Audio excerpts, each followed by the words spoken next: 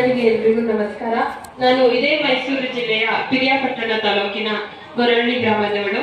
Sir, ಯಾಕೆ ಇಷ್ಟು ದಿನ ನಾನು ಮಿಸ್ ಆಗಿದ್ದೀನಿ ಅಂತ ಹೇಳ್ತಿದಾರಂದ್ರೆ, ನನ್ನ 2 ಪುಸ್ತಕಗಳು ಕೂಡ ನಮ್ಮ ಜಿಲ್ಲೆಯಲ್ಲದೆ ಬೇರೆ ಜಿಲ್ಲೆಗಳಾದಂತಹ ಚಿತ್ರದುರ್ಗ, ತುಮಕೂರು ಅಲ್ಲಿ ನನ್ನ ಪುಸ್ತಕಗಳು ಬಿಡುಗಡೆ ಆಯ್ತು.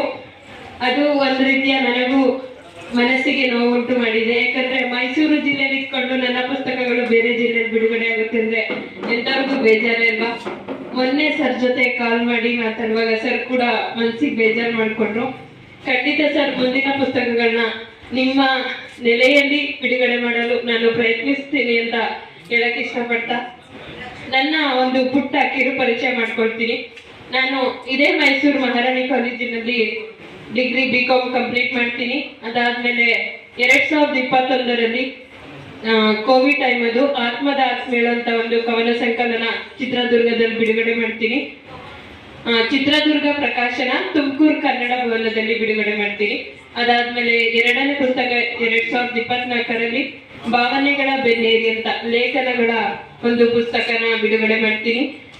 ಅದಾದ್ಮೇಲೆ ನನಗೆ ಕರುನಾಡ ಕಣ್ಮಣಿ ರಾಜ್ಯ ಪ್ರಶಸ್ತಿ 2021ರಲ್ಲಿ ಸಿಕ್ತು. ಇನ್ನ 2024ರಲ್ಲಿ ನ್ಯಾಷನಲ್ ಅಚೀವರ್ಸ್ ಗ್ಲೋಬಲ್ ಅವಾರ್ಡ್ 2024 ಇದೇ ಮೈಸೂರಿನಲ್ಲಿ ನನಗೆ ದೊರಕ್ತು. ಅದಾದ್ಮೇಲೆ ನಾನು ಸುವರ್ಣ ಸೂಪರ್ ಸ್ಟಾರ್ಗೆ ಹೋಗಿ ಬಂದಿದ್ದೀನಿ. ಮೊನ್ನೆ ನಡೆದಂತಹ ಜಿ ಕನ್ನಡದ ರೈಟರ್ಸ್ ಆಡಿಷನ್ ಅಟೆಂಡ್ ಮಾಡಿದ್ದೀನಿ.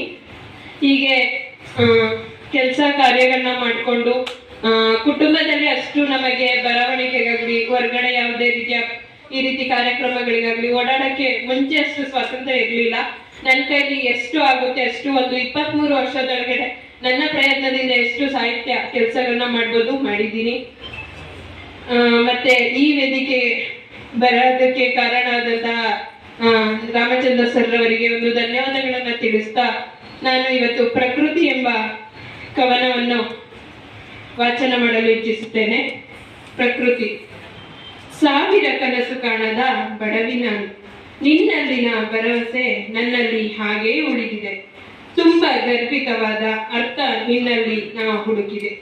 ತೋಚದೆ ಅಭಿಮಾನಿ ನಾನಿನಗೆ, ಯೋಚಿಸದೆ ಬೆಳೆಸಿದ ಸ್ನೇಹ ನಿನ್ನದು. ನನ್ನಲ್ಲಿನ ಅಹಂಕಾರವೆಲ್ಲವನ್ನು ಅಲಂಕಾರವನ್ನಾಗಿ ಮಾರ್ಪಡಿಸಿದ ಧ್ಯೇಯ ನಿನ್ನದು.